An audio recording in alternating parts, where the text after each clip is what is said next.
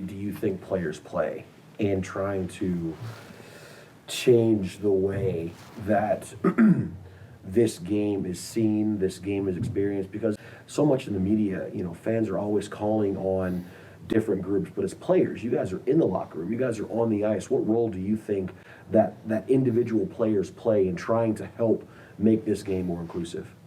I think it's huge. I think just like your subtle actions they go such a long way. Like you said we're an Oilers fan because of George Laraque, Mike Greer, and like they didn't know like that you were cheering for the Oilers, but just the way that they played the game and the way they presented themselves, you were attracted to. So I think just knowing that, like, especially now, like there's always somebody watching you, and whether it's in the locker room, on the ice, you're in the public, like, I think just trying to go out of your way to like really, really focus on like those little things that you do and the way you treat other people. And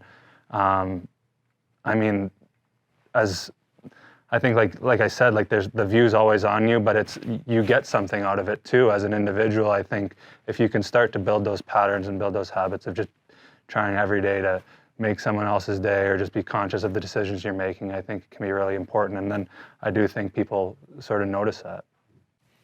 Also think too, like with kind of the platform that we've been given, we're in the limelight a lot just as being professional athletes. And then you have social media nowadays, whether it's Twitter, Instagram, kind of everything out there. So many messages are just spread like wildfire type of thing. So even what Riley just said, how you act, people are always watching, but that goes all the way from when you're a young kid and youth locker rooms to, high school, college, and then here I feel like as a professional athlete, to be able to have these conversations and take part in some of this stuff, it's on us to, like we talked about in the beginning, grow the game. That's like a very cliche word, but a lot of people will say stuff along those lines, but what do you do? The actions speak louder than words to actually, go out there, whether it's in the communities or have these conversations in order to actually put your best foot forward in doing so. I got nothing to add on. I think they said it perfectly. You're in the spotlight here. You have people, kids, they all look up to you, and it doesn't matter if it is now or like was like a couple of years ago, how you grew up. I feel like you're always, with what we do, you're in the spotlight, and you have such a like big voice, and you can change like so many things. Doesn't matter if it's social media, like Colin just said, or with your actions in the locker room, or like just talking in the community, or like in front of like a classroom. And we have that power, and that's a good thing to have, and we can grow it that way as well. So a word I've heard, a couple times throughout the conversation is family, and I've been in the locker room, and I know exactly, what you guys are talking about and how it feels to be, a part of the group. One thing, that is in hockey culture, I would say, is it's team first mentality, not being an individual. Do you feel that there's been maybe a little bit of a shift in the culture? Because sometimes it felt like people didn't want to speak out, or they didn't want to talk about, racism, or whether, homophobia, gender, anything else you want to talk about. I feel like some of those were just off limits because you wanted to put the team first. You didn't want to feel like you were an individual. So do you feel personally that there's been maybe a little bit of a shift in hockey culture, or do you still kind of feel the same way?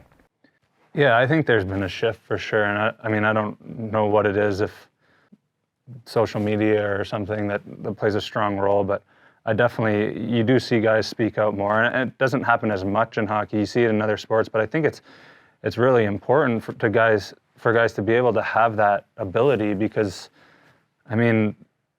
if you just go about your business like over and over and over again, then you don't use the platform that you have to speak out about things that you're passionate about, I think you're really losing out. And it doesn't have to be about Black history. It can be something that you're really passionate about, but it helps in every way. And I think just guys understanding that, like, I think 20, 15 years ago, like, you didn't have the ability to access so many people and to be able to, like, now you can go on Instagram, you can start a podcast, you can talk about things where maybe you can change someone's perspective on something, or you can really use that platform. So I do think it's changing. I think it's really important for guys to speak out on things they're passionate about, especially obviously in a positive way.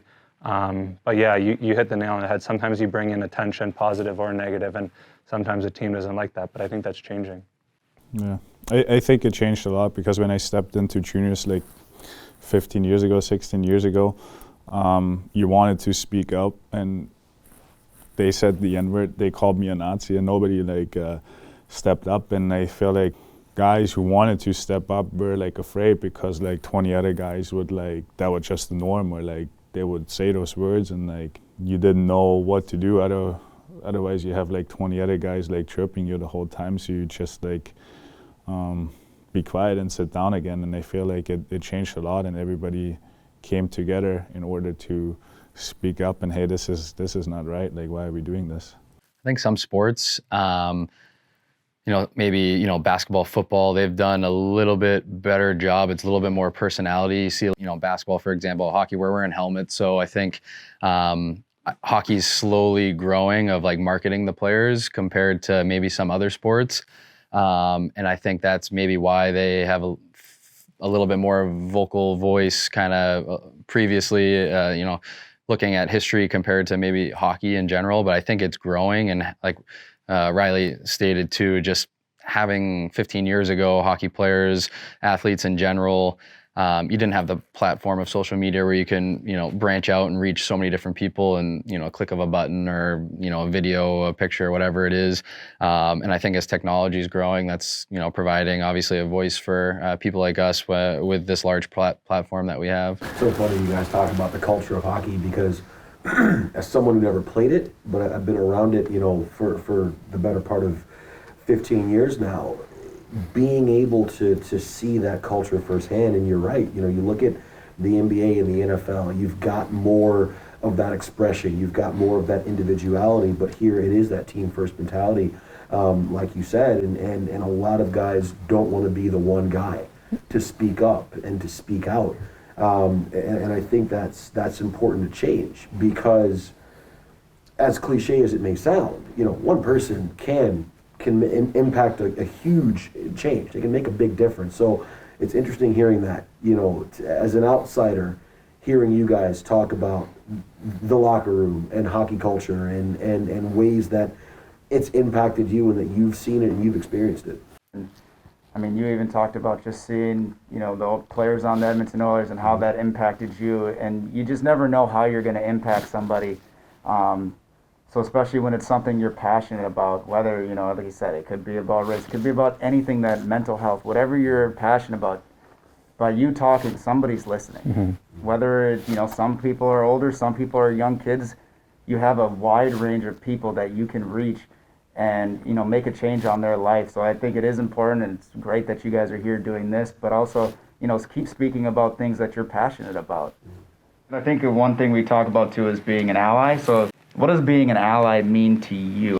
For me, what I've learned in the last little bit, and I don't know if it was a spark with the whole George Floyd things, and when Black Lives Matter, everything sort of became a little more on the forefront. I think just really understanding, getting out of my box and understanding what the Black culture has experienced. And I'm not going to say I'm well versed in it or I know exactly what, but just I think when you talk about being compassionate is just really trying to put yourself in someone else's shoes and understanding what they went through or what the culture went through. So I think when we can talk about being allies, and we spoke about it a bit, just having the conversation and admitting that I know nothing about this and I don't even know where to start, but I want to know, so maybe we can sit down and talk about it.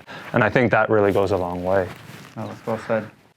Yeah, I think a lot of people in today's society are very quick to speak out on certain things when they're actually not that knowledgeable about it. And for somebody like us, when we say we're not well rehearsed in some of these things, going back to some of this conversation about perspective and what Riley just said about putting yourself in other people's shoes, it's okay just to listen the majority of the time and not talk, And I think some people just want to talk and they end up, putting themselves in, situations that if you just listened and learned other people's perspective, that goes a long way.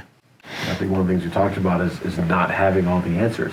And that's okay to not have all the answers. I mean, I don't know everything about Black history, you know what I mean? But I'm not afraid to ask. And it's one of those things where if you're an ally, you know, it's okay to not know. It's okay to be unsure of. And like you said, I love what you said, like trying to understand the Black culture and trying to understand where different folks come from. I think that's the most important thing. Everybody wants to have an answer, but not everybody wants to listen. Like everybody just wants to have their voice heard or say something.